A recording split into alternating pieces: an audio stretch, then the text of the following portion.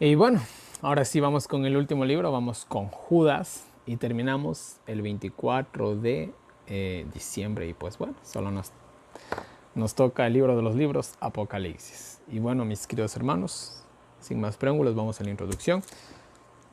Y el título. En los manuscritos griegos más antiguos, el título de esta epístola es sencillamente Judas, nada más.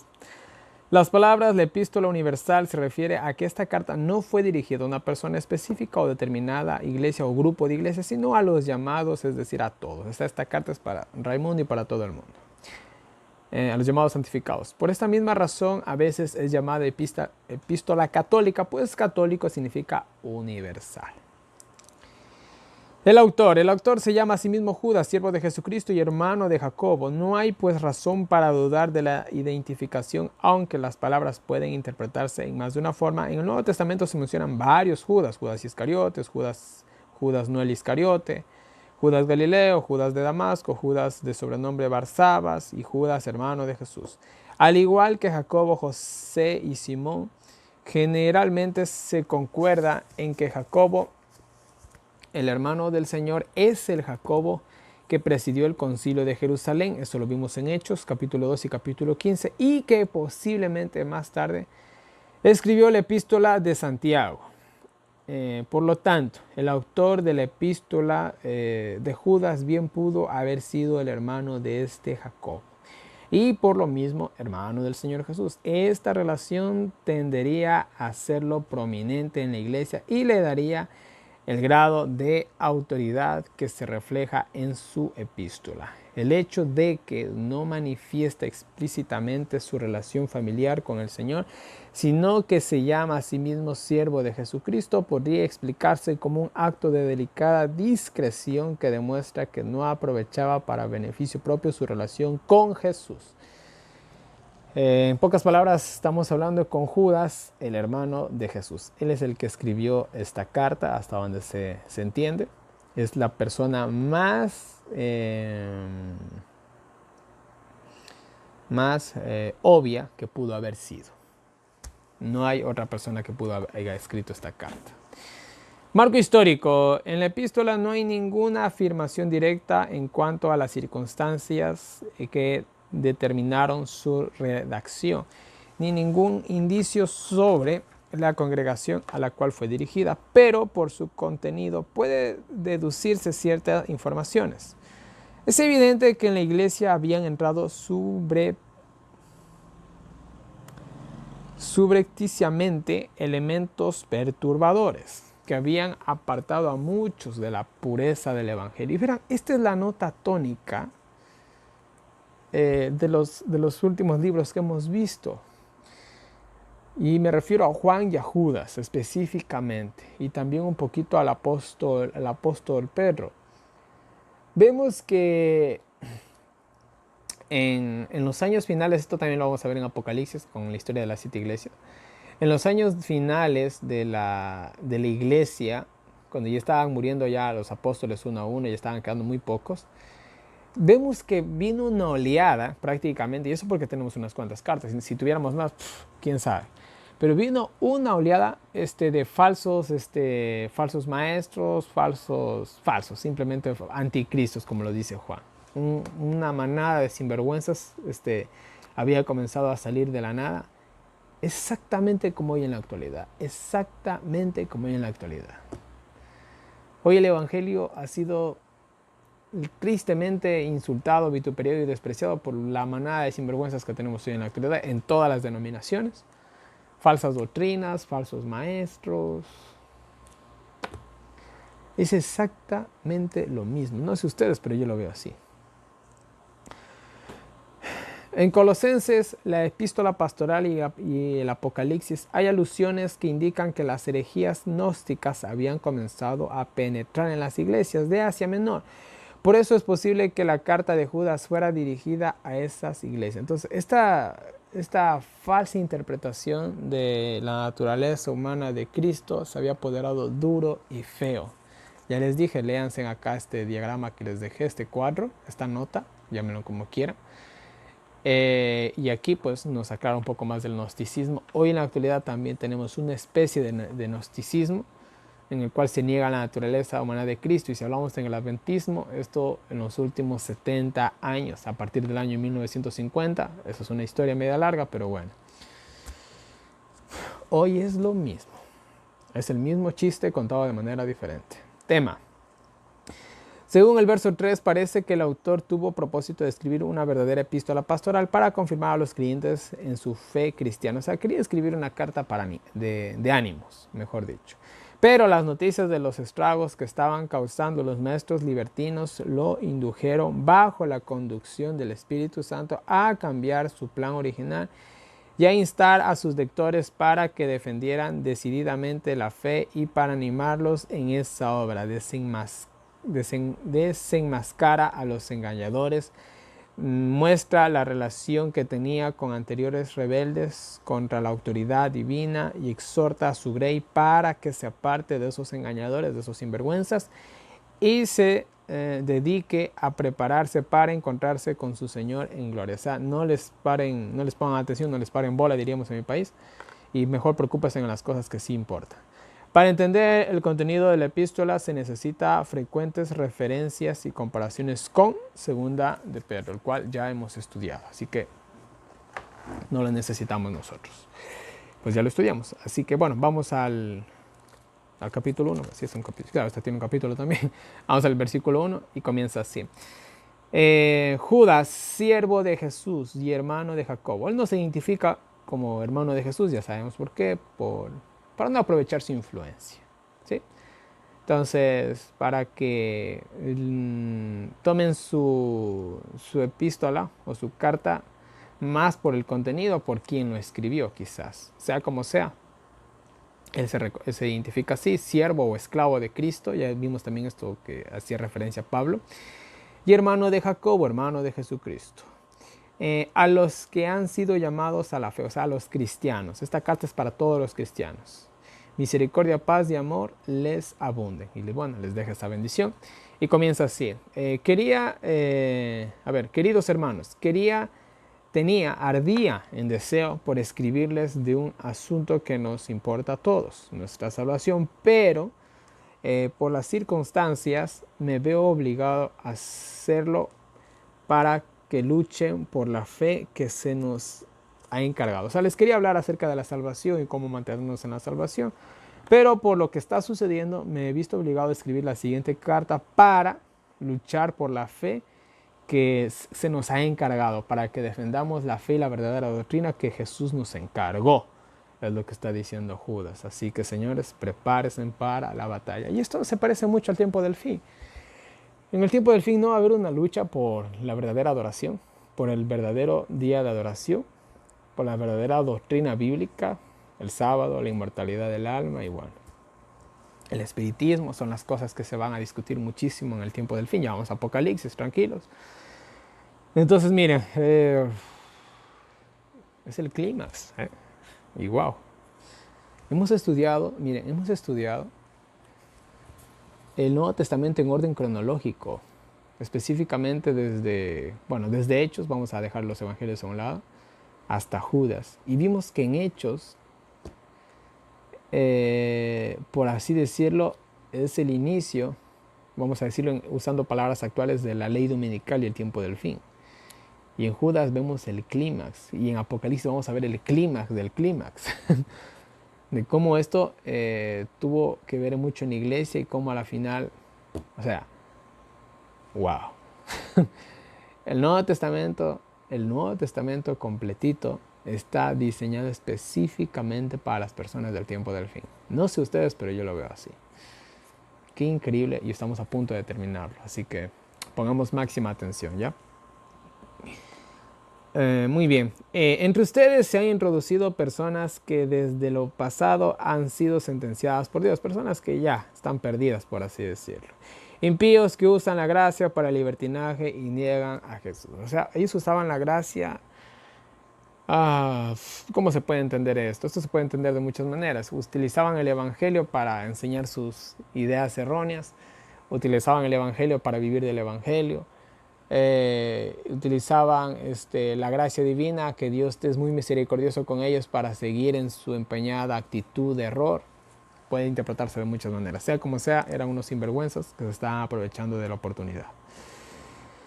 Aunque ya lo saben, quiero recordarles que cuando Dios liberó al pueblo de Israel de Egipto, destruyó a los que eran incrédulos y no creían en Él. Obviamente esto ya estudiamos todo, la multitud mixta. Muchos que se fueron con el pueblo de Israel solamente por temor, pero ya en el desierto, cuando comenzaron las pruebas, comenzaron a salir sus caracteres, y ahí fue cuando Dios dijo que esa generación no iba a entrar, y pasaron 40 años. Sea como sea, Dios diezmó al pueblo de Israel.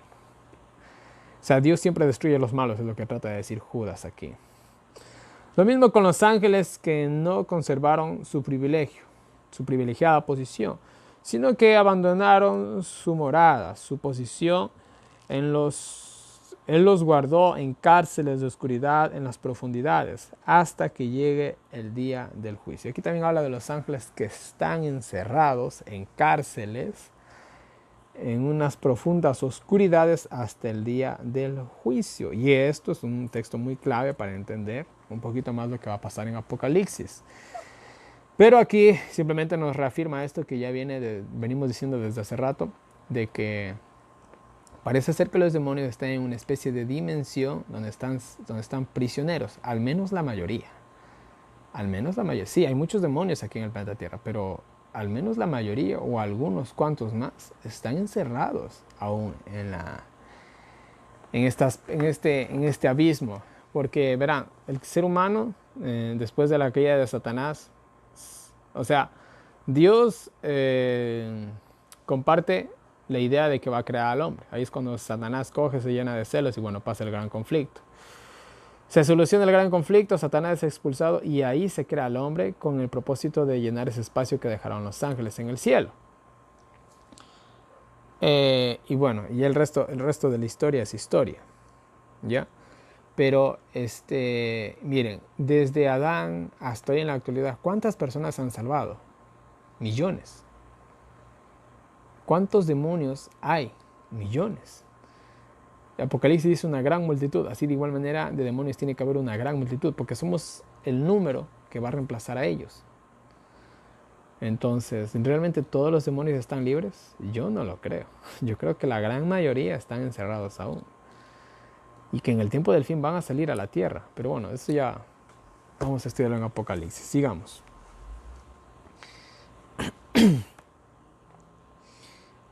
Sodoma y Gomorra y sus ciudades vecinas son ejemplo del fuego eterno o del fuego con consecuencias eternas. Pues hasta el día de hoy no arden Sodoma y Gomorra. Es un fuego que ya se extinguió. Habla de las consecuencias eternas de ese fuego. Y bueno, fueron castigadas estas ciudades, ya saben por qué, por todas las cosas que se practicaban ahí, ilícitas, etcétera, etcétera. En fin, de la misma manera, estos pecadores en su delirio contaminan su cuerpo deshonrándose, ya saben, en muchas prácticas, que no vamos a dar aquí detalles. Desprecian la autoridad y maldicen a los seres celestiales, a los ángeles. Ahora, estas personas que estaban introduciéndose en la iglesia deshonraban sus cuerpos, vivían como paganos, no aceptaban la autoridad divina ni de los apóstoles, maldecían a los seres celestiales, ignoraban a los ángeles y a su ministerio, etcétera, etcétera. Eran un desastre estas personas, como en la actualidad también hay personas así. Y miren lo que dice aquí, ni el arcángel Miguel, que no es nada más ni nada menos que Jesús, cuando peleaba por el cuerpo de Moisés, acuérdense que a Moisés lo resucitaron, se atrevió a maldecir a Satanás, sino que se lo dejó a Dios. Le dijo, el Señor te reprenda. ¿Por qué Jesús no reprendió a Satanás? Porque no era el tiempo, no es el tiempo de reprenderlo a él. Él llegará a su momento, pero eso será en el día del juicio. Cada uno de nosotros tiene su día de juicio. Es por eso que nosotros no debemos de juzgar nunca a nadie. Porque cada uno de nosotros va a rendir cuentas algún día a Dios y aún Satanás. Así que eso se le deja al pobre para el futuro. ¿Qué más? Pero estos insultan y desprecian lo que no entienden. O sea, las cosas espirituales que ellos no entienden, eso es locura, eso está mal. No lo entienden y como no lo entienden dicen que está mal. Y lo que conocen por instinto como las bestias no les sirve más que para la ruina. Ahora, lo poco que ellos entienden no les sirve nada más que para la ruina. Esto es como una persona que solamente entiende el Antiguo Testamento. O esto es como alguien que solamente entiende el Nuevo Testamento. ¿Está completo ese evangelio? Lo poco que aprendió, sea del Antiguo Testamento o del Nuevo Testamento, solamente le sirve para ¿qué? Para su perdición. En serio le estoy diciendo. Ustedes dirán, pero está creyendo en la Biblia, pero está creyendo en la mitad de la Biblia. Y si tú crees la mitad de la Biblia, hasta ahí llegaste. Es como las personas que desechan el espíritu de profecía. ¿Qué pasa con esas personas? Desechan muchas verdades. No vamos a entrar en detalles. Entonces, aunque estas personas entendían algo de la palabra de Dios, no entendían toda la verdad. Y eso simplemente los llevaba ¿a qué cosa? A perdición. Y como tampoco procuraban entender más, eso era peor todavía. Porque es muy diferente a alguien que no entiende, bacán, pero quiere aprender. Pero esas personas, lo poco que entendían, se habían quedado con eso y lo habían mezclado con ciertas ideas erróneas que tenían ellos, y eso simplemente les estaba llevando a su perdición. Hay de ellos que siguen el camino de Caín, un camino de rebeldía y bueno, de asesinato también podríamos decir. Se vendieron como Balaán por amor al dinero, venden su religión. Y se rebelaron como Core, que despreciaron la autoridad divina y quisieron fundar su propio, vamos a decirlo así, su propia religión a su manera. O sea, pone estos tres ejemplos terribles que son como Caín, son como Balaam y son como Core. Terribles estos ejemplos. Y si analizamos más la vida de cada una de estas personas, podemos sacar muchas cosas de ahí. Cuando hacen sus comidas fraternales, cuando hay estas, vamos a decirlo así, estas reuniones espirituales, ellos se las echan a perder. Estos disque hermanos echaban a perder incluso estas comidas fraternales, que eran una convivencia quizás. Comen como pagados, como glotones. En mi país decimos comen como pagados, o sea, como si tuvieran pagado comes sin freno. Ustedes saben que aunque sea una comida sana, uno tiene que tener límites para comer, mis queridos hermanos. Uno tiene que tener límites, aunque sea la comida sana. Yo soy casi vegano, pero aún así yo me pongo límites, porque a veces cuando como mucho, comida totalmente sana y natural, el cuerpo se embota, la mente se embota, uno se empacha, aunque sea comida sana. Son como nubes que no traen lluvia, como árboles sin fruto, arrancados de raíz, doblemente muertos. O sea, son personas que no tienen provecho alguno. Vamos a decirlo así, siendo un poquito groseros. Personas que no sirven para nada. ¿Ya?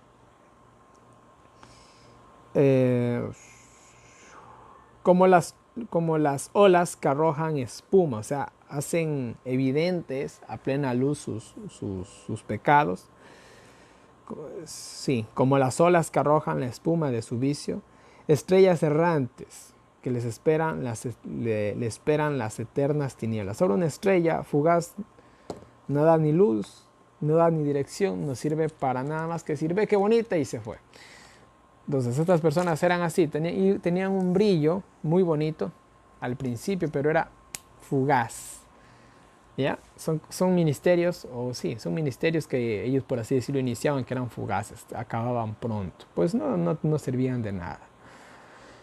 ¿Qué más dice? Enod profetizó de ellos: he aquí el Señor viene con millares y millares de santos o de ángeles, para hacer juicio contra todos y castigar a los impíos por sus malas obras e injurias contra Dios. En otras palabras, incluso Enod profetizó de ellos en el sentido de que algún día Dios los iba a juzgar, es lo que está diciendo Judas. Y bueno, esto no nos habla de la Biblia que Enoc tuvo visión divina, pero parece que en otros escritos que se han perdido en el tiempo, esto estaba evidente, o tal vez algo que se conocía por la tradición, no lo sabemos. Pero el espíritu de profecía sí nos corrobora también esta información. En fin, personas que solamente les esperaba el juicio. Solo son descontentos que maldicen su suerte y buscan satisfacer sus pasiones. Son arrogantes y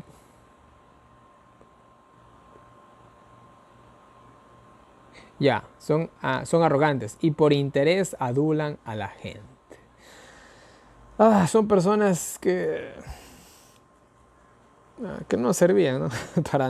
para ningún bien. Incluso dice, adulan a la gente por su interés, por su propio interés. Esto es como el que Como cuando tú te vas a comprar, digamos, una ropa, un zapato, una camisa, un pantalón, no sé.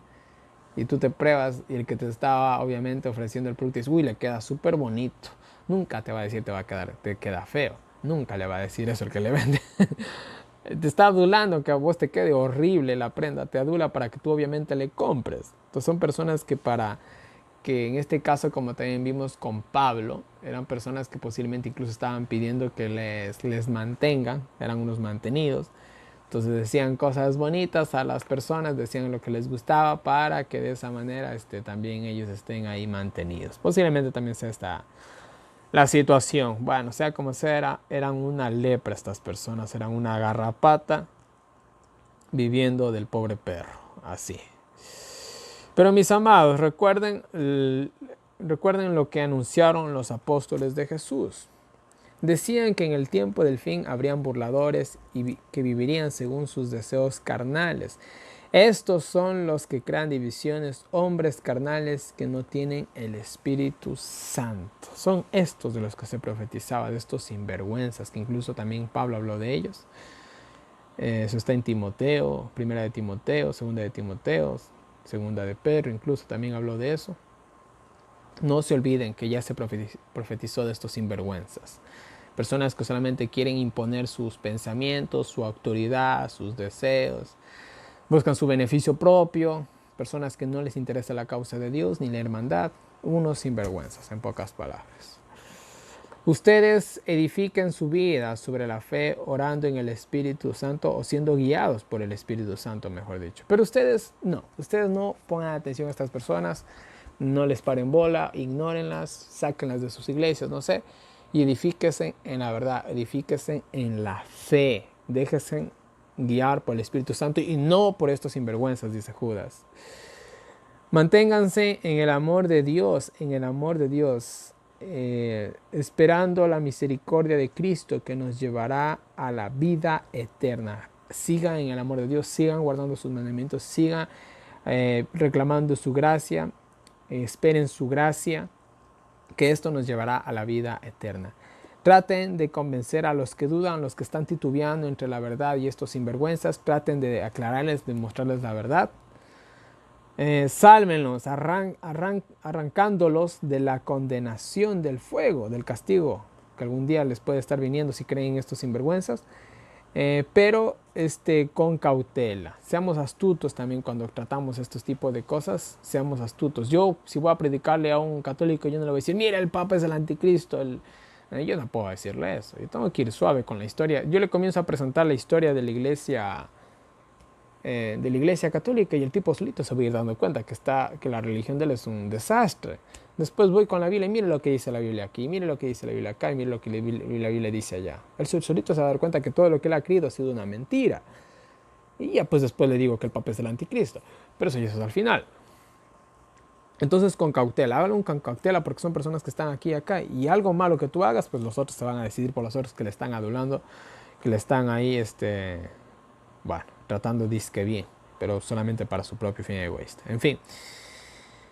Pero con cautela. Eso sí, evitando el contacto superficial con su torpe conducta. Eso sí, mucho cuidado con contaminarse, por así decirlo, mejor dicho, con ellos o con lo que ellos están enseñando. Aquí se lo compara incluso como una lepra prácticamente. Así que mucho cuidado con tener contacto o llegar a participar de alguna de estas falsas doctrinas. Mucho cuidado, señores. Mucha cautela, ¿sí?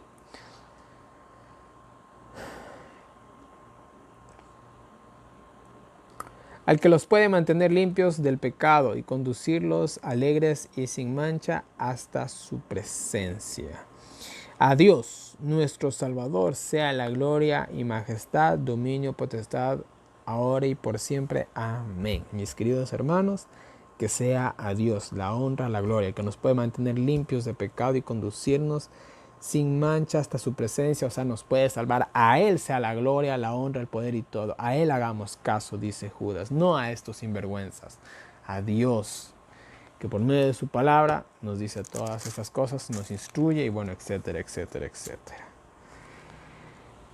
Y ahí termina el libro de Judas y para terminar vamos a leer 4 citas que tenemos muy buenas del espíritu de profecía, y la primera nos dice, comienza con una pregunta, dice, ¿qué derecho tenía Cristo de sacar a los cautivos de las manos del enemigo? Hablando justamente cuando se disputaba el cuerpo de Moisés.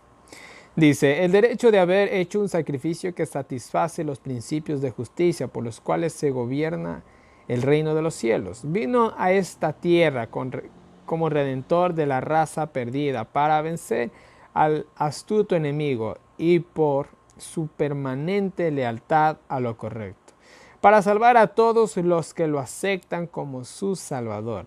En la cruz del Calvario pagó el precio de la redención de la raza humana y así ganó el derecho de liberar a los cautivos de las garras del gran engañador, quien por medio de una mentira forjada contra el gobierno de Dios ocasionó caída del hombre y así perdió todo derecho a ser llamado un súbdito del gobierno del reino eterno de Dios. Bueno, aunque aquí no le explica muy bien, esto ya le expliqué yo también. Jesús pudo reclamar el cuerpo de Moisés como las arras del Espíritu, que también estudiamos, como una promesa anticipada de lo que era su victoria en la cruz. Satanás no lo aceptaba porque ojos que no ven, no creen. Así que Satanás dijo, no, primero tienes que pagar y si no, no te lo llevas. Y Jesús dijo, no, este es mi anticipo de la victoria en la cruz y me lo llevo. Y bueno, eso lo llevó. ¿Qué más nos dice? La segunda cita dice, Satanás, el rebelde y apóstata, utiliza toda artimaña posible para desbaratar el propósito de Dios. Debido a que los hombres han pecado, pretende que han quedado bajo su dominio y que los seres celestiales, ángeles poderosos en fortaleza, no debieran arrebatar a sus súbditos del dominio de la autoridad de él.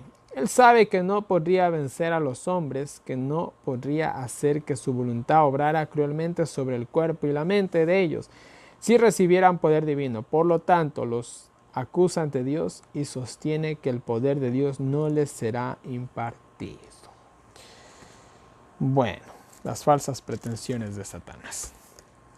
Y la penúltima cita dice, Dios coloca cada acción en la balanza. ¿Qué escena será esa? ¿Qué impresiones se harán acerca del santo carácter de Dios y terrible enormidad del pecado? Cuando el juicio basado en la ley se lleve a cabo en la presencia de todos los mundos, entonces surgirá ante la mente del pecador no arrepentido todos los pecados que cometió y verá y entenderá la totalidad de pecados y su propia culpa. Dios tendrá en cuenta a todos los que han transgredido su ley y quebrantado su pacto con él cuando sean coronados los leales vencedores, y no estará ausente ninguno de los justos. Verá en el juez de Cristo Jesús a aquel en quien ha crucificado a cada pecador. El Hijo del Hombre vendrá en su gloria y ante él se reunirán todas las naciones. El Padre a nadie juzga, sino que todo el juicio dio al Hijo. Y bueno, esperemos para este entonces estar de parte de los justos, ¿sí? Y la última cita nos dice, la instrucción dada por Judas desde el versículo 20 hasta el fin del capítulo tiene el propósito de hacer de nuestra obra una obra completa.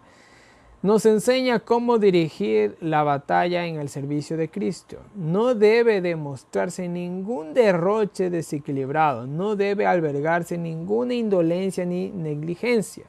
No debemos ignorar la individualidad de nadie, ni justificar en alguna forma la crítica despiadada o las prácticas egoístas. Este pasaje destaca el hecho de que hay una obra sumamente importante que se debe hacer.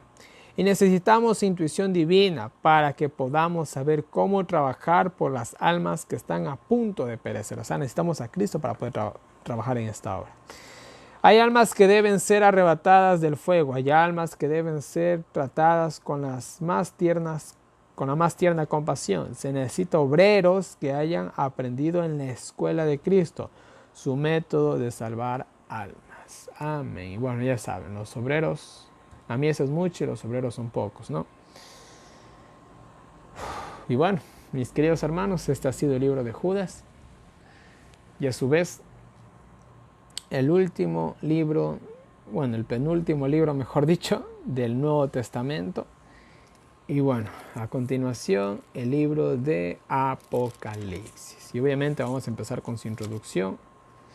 Y más que seguro, más que seguro por la esencia, ¿sí? Por la esencia y la magnitud del libro y de su historia, como al igual que el libro de Daniel, vamos a hacerlo capítulo por capítulo y quizás ciertos capítulos tengan 1, 2, 3 y quién sabe cuántas partes más, no lo sé.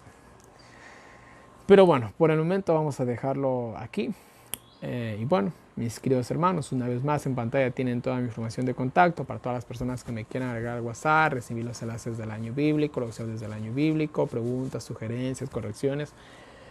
Cualquier cosita, háganmelo llegar por ahí. De igual manera, y tienen las diferentes formas en las que me pueden colaborar. Muchas gracias a todas las personas que me dan su apoyo, sobre todo en estos tiempos difíciles, tanto para haber podido realizar el año bíblico como para los siguientes proyectos, como es el puesto de avanzada que de todo corazón quiero hacer para seguir haciendo la obra de Dios, si así Dios lo permite y lo desea. Muchas gracias a todos por su apoyo. No se olviden de irse a la descripción de este video, a diagramas, para que se descarguen todas las imágenes que ya les dejé. De igual manera, ahí tienen un enlace para PayPal, para los que me quieran colaborar por ese medio. Y bueno, mis queridos hermanos, no les canso más. Que Dios nos bendiga a cada uno de nosotros, nos ayude a seguir adelante. Y nos vemos el día de mañana con un nuevo video.